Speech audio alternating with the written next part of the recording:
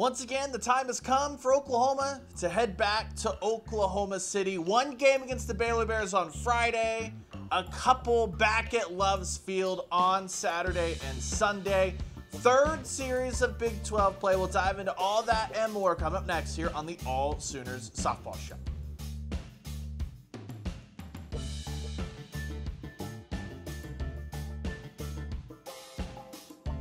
What's up, everybody? Welcome in. Ryan Chapman here on the AllSooners Softball Show as we press on, getting closer and closer to closing down March Madness underway, full swing, all that fun stuff here on this Thursday. But we're here to talk some softball. We met with Patty Gasso, we met with Kelly Maxwell and Jayda Coleman this week, and the biggest question probably coming out of that weekend in Lubbock, that 40-3 drubbing combined, was what's going on with Kinzie Hansen? She missed games last Tuesday, the pair against Tarleton State. That was due to an illness. She was back in the lineup against Texas Tech on Friday. Looked great, mashed a home run.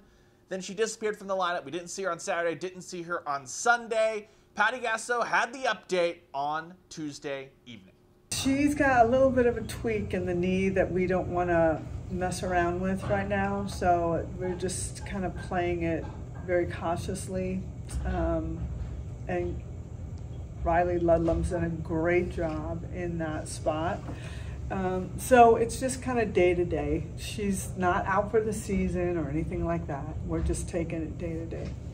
Day to day is great news there. As soon as she said tweak of the knee, I know sitting in that press conference, my mind went immediately to the 2022 season as Kinzie Hansen was splitting time with Lindsey Elam, didn't really have 100% health in those knees. Obviously, Kinzie Hansen was great, healthy all year last year, except for the weird operation there at the start of the season, which wasn't like a major thing or anything like that. It was just unplanned for, as that is always unplanned for. But last year, Kinzie Hansen was able to get platooned if she needed to. Haley Lee filling in, obviously, Sophia Nugent, Jocelyn Erickson, the emergency catcher. This year, it's just Riley Ludlam, and Riley Ludlam was really, really good.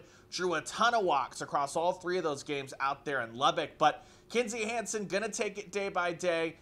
Great news for Oklahoma is could quell any fear of that being a lot worse for someone that's had some knee issues in the past. So you assume that hopefully that means we'll see Kinzie Hansen against Baylor. If not, Riley Ludlam is a steady hand, and how important she has become, the Furman transfer, going from someone that Patty Gasso talked about being really, really raw and showing out in a big way in fall ball to that hit against Washington in a clutch moment all the way to here. She's going to play some big innings for Oklahoma as Kinzie Hansen kind of monitors that knee. But if Riley Ludlam can't give it a go, it's a familiar face. It's kind of who you might guess will be the emergency third-string catcher for Oklahoma.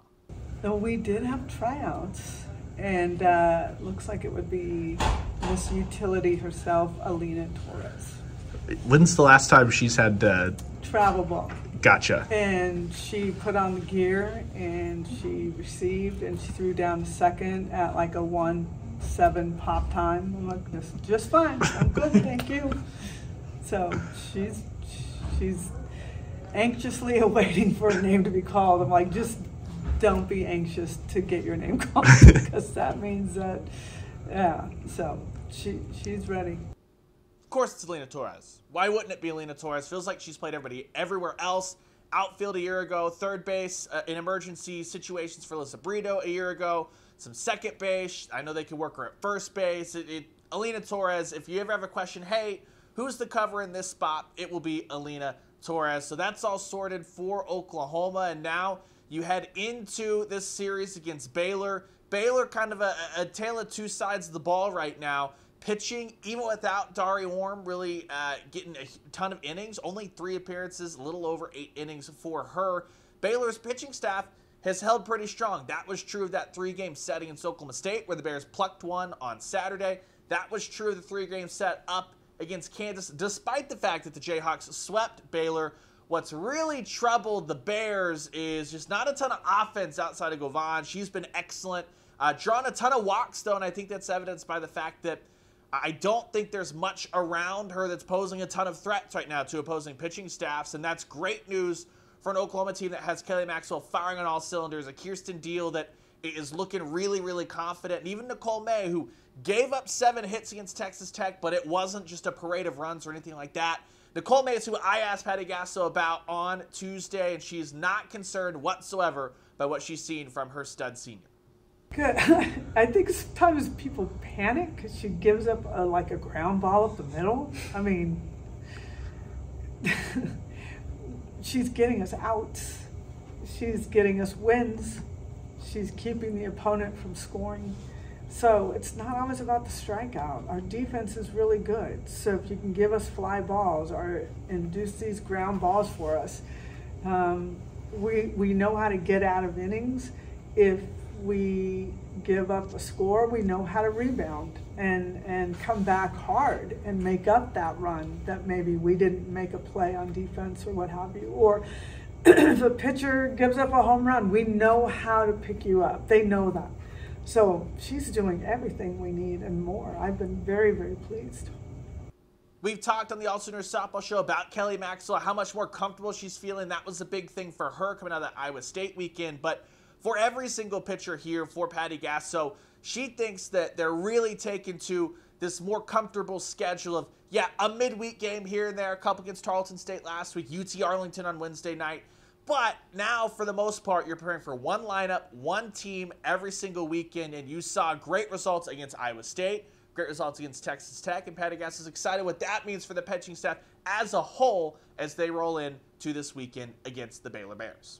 You spend a lot of time in here. If you have multiple opponents, it's just really difficult because you have to remember a lot, and then you have to review it again. And there's a lot of work that goes on. And when you have one opponent and you can really, break down their hitters, it really, it makes it a lot easier.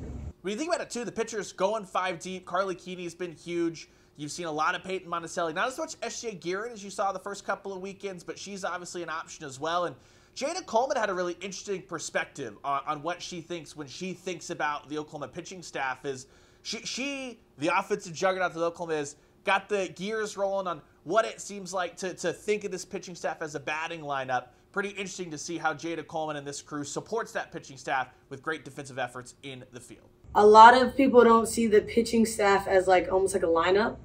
I kind of view it that way. I love how much they kind of pass the bat, kind of in a sense, or pass the baton. They're working as a team. So when you feel like your pitchers are on it, I feel like it makes your defense more confident. Anytime anyone's up pitching and I'm in center field, I don't want to let any ball drop. I don't want to let any ball go over the fence. So just having that chemistry between the pitchers and the defenders, I think, is super important. Friday, Hall of Fame Stadium. Saturday, Sunday, back at Loves Field. First one at Hall of Fame this year.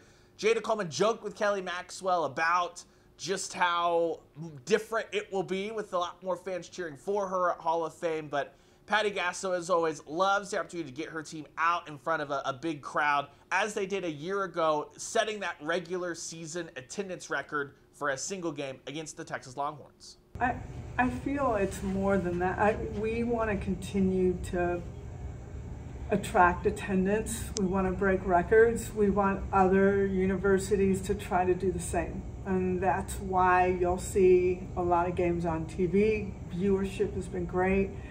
If we sit back and think we've arrived, it'll fall away. So we, sounds like we're close to another sellout. And I'll never forget that moment when we were playing Texas. It was a Friday night and the sun is setting and all the camera lights come out and it takes a lot to make me feel things anymore because I try to hold everything very tight, but I was in awe. And I think I've told the story that over 30 years ago, I was sitting in that stadium watching other teams play and dreaming like a kid who would want to play college softball. Like one day I hope to play on that field. My attitude was one day I hope to coach on this field. But I was a junior college coach, so that was just a pipe dream for me back then. So it's just really crazy. It was like a real big full circle moment. and seeing JT with me as well, you know, and now I've got grandkids in the stands. It's just like a wow factor for us. So that's really, it's nice for our team to play on it. They're pretty comfortable with the stadium. I think it's more about playing in front of that many fans is something that not a lot of teams get to experience at all. So it's a memorable game. Stick with us at AllSooners.com. As always, complete coverage this weekend. I'll be out at all 3 games. The Friday contest up at Hall of Fame, both at Love's Field. You'll have post-game stories, post-game videos. On Sunday, we'll have the weekend wrap-up, the biggest storylines from everything that happened across all 3 games. And as always, AllSooners.com is your place to be as spring football fires back up. Next Monday, the Sooners football team will be done with spring break. Practices will start back up again, as will interviews. All that stuff, as always, is at AllSooners.com. All the video, all the stories, all the OU content you need from John Hoover, Randall Sweet, Ross Lovelace, Bryce McKinnis, and myself, Ryan Chapman, all up there at AllSooners.com. Before the AllSooners Softball Show, we'll talk to you next Tuesday, recapping this Baylor weekend as Oklahoma turns the page and hits the road on a little Kansas road trip before the big one in Austin to start off April. We'll talk to you on Tuesday.